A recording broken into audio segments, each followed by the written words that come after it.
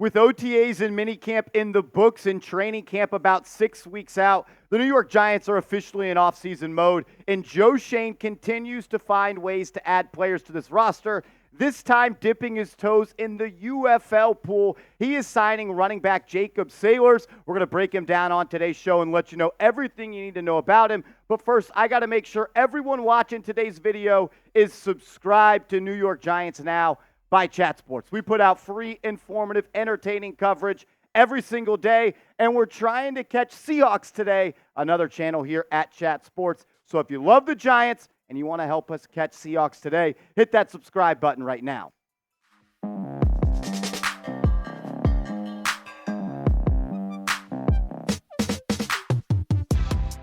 Welcome into Giants Now by Chat Sports. I am your host, Marshall Green. Appreciate everybody for stopping by as we break down the latest Giants news, and that is with the New York Giants signing UFL star running back Jacob Saylors to what I would assume is a one-year veteran minimum contract. He's spent some time in the NFL before as he was a UDFA back in that 2023 NFL draft cycle. First got picked up by the Cincinnati Bengals, and then last year spent time on the Atlanta Falcons practice squad. The 24-year-old running back actually tried out for the Giants last week, as multiple players did, and he finds a way to get himself a contract, and he's going to be a part of a running back room that's pretty deep. He was really good, though, in the UFL. He's 5'11", about 195 pounds, and Saylors led all running backs in the UFL in receiving yards, rushing, and touchdown catches.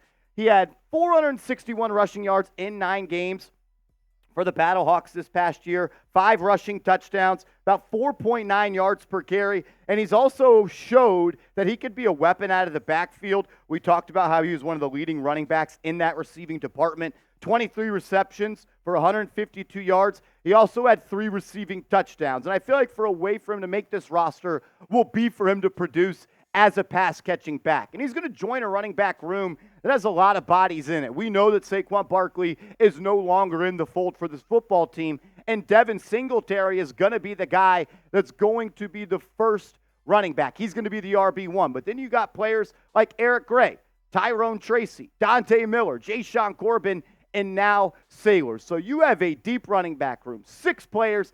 I don't see the Giants keeping any more than 4 running backs, and I'm excited to see how it unfolds once training camp gets here in about 5 weeks. We'll continue to break down this running back depth chart, but I want to get everybody involved in the comment section right now.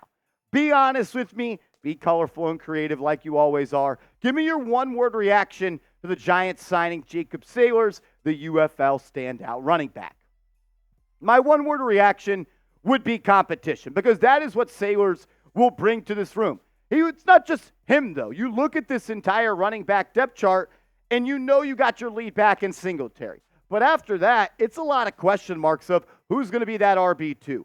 What are the 3 or 4 running backs that are going to make this team, and how is it going to unfold this summer? Eric Gray is someone that you selected in the 5th round in the 2023 NFL Draft. Jashaun Corbin is now entering his 3rd season as a UDFA. The Giants have cut him before, and they've brought him back. They clearly like him. Tyrone Tracy, another day 3 pick by the Giants. He provides a skill set that you don't really have. Dante Miller is that diamond in the rough you hope you're finding. And now Saylors, maybe he can come in and prove it. And I just want to talk a little bit about Devin Singletary. I feel like that was one of the moves that got swept under the rug for the New York Giants. A lot of attention focused on the old 26 leaving and going playing with the Eagles. But you got a new running back, and he will be wearing number 26.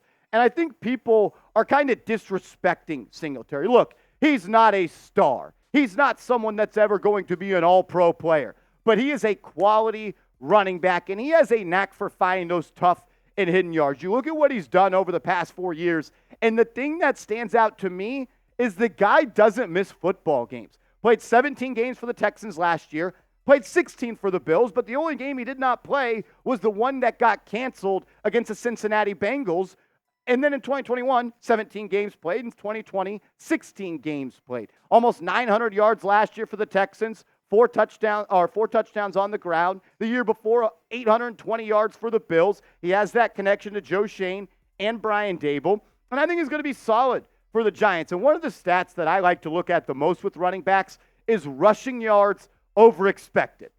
It's really what it is in the name. It's the rushing yards you can find and create that aren't expected on a play-by-play basis. In Devin Singletary, he had 11 games last year, tied for Christian McCaffrey. The most of all running backs in the NFL were games ended with more rushing yards than expected. To put that into context, Giants running backs recorded just 23 rushing yards over expected in 2023, the 12th most in the NFL. Singletary, one of the best according to Next Gen Stats. With Singletary being that lead back, that RB2 spot is going to be wide open for the Giants. And I think there's going to be more of a rotation for the Giants this year at the running back position. In previous years, Barkley's been there, and he's got 80% of the carries. Singletary, he'll be close to that 60, 65, 70% mark, but that leaves a lot of carries for other running backs on this roster. Can Eric Gray be that guy that steps up into that role? We didn't really get to see a lot from him in his rookie year, just 17 carries for 48 yards.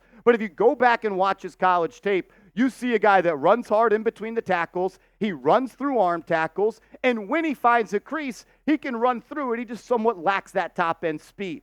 I think he's going to get the first crack at this job, but Tyrone Tracy will be right on his heels. And he's a player that I'm kind of bullish on. And maybe it's just because I'm hoping with him. But I somewhat will compare him to Cordero Patterson, where he can be a factor out of the backfield as a receiving back, has that time at Iowa before transferring to Purdue where he was a receiver. So he has a skill set that really no other back on this roster has. And I think that could be an avenue that he travels through to quickly get on the field. Because when you talk about Singletary, you talk about Gray, you don't really see any receiving threats in that player. But Tracy, a guy in college that spent 2 years at that wide receiver position, he just looks extremely confident and extremely smooth when called upon to be that guy dumping it out of the backfield. He's also an explosive player, 6.3 yards per carry last year and 8.1 yards per carry in 2022. I'm always going to have a soft spot for Jashaun Corbin. I still remember doing the videos when he was that UDFA out of Florida State following that 2022 draft. I had him at a rookie minicamp winner. I thought he should have made the roster last year over Gary Brightwell, who's no longer a part of this football team.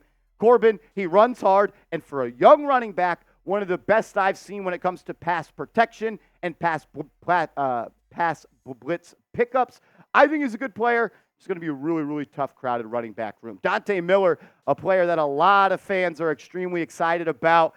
An interesting story, and really a story that will tug on your heart a little bit. We've talked about Miller extensively. I just want to focus on what he brings to the football field, which is a breakaway player, someone that is explosive and has that top-end speed. Didn't play all that much at South Carolina, but at Columbia, before he went there, 26 games, he had 258 carries, almost 1,300 yards, 6 touchdowns, 4.9 yards per carry, and a long rush of 83 yards. He is someone that could take it the distance at his pro day. Multiple people clocked him as a 4.2 40.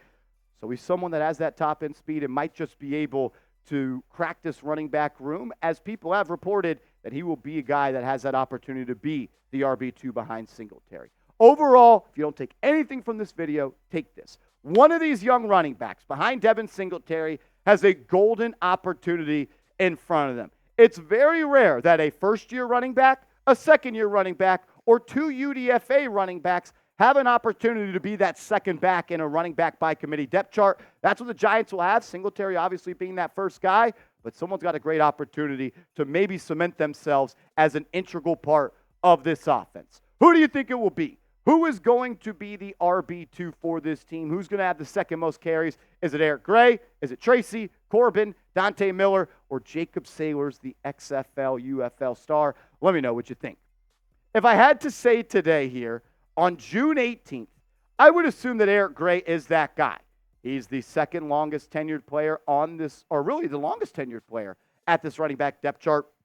Used a 5th-round pick on him 2 years ago. He knows the system. He's been getting that early rotation at OTAs and minicamp. So I would say Eric Gray gets the first nod, but I think Tyrone Tracy, as the season progresses, he will see his carries and workload continue to increase. Shout out to everybody that clicked on today's video. I appreciate you guys. And if you haven't yet, give me a follow over on social media. I'm on Twitter. I'm on Instagram at @MarshallGreen_. Hit me up over there, and let's go Big Blue.